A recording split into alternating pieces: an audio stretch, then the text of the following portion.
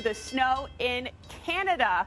That's what happens when you have snow on the tracks and a train has got to get through, and it just plows through. In just a second, you can see it as it goes on by. It's pretty impressive video coming out. Totally. They have those. Boom! There it is. There's the, what is it? The device they have on the front to sort of just push it along. That's awesome. Yeah. That's what I'm talking about.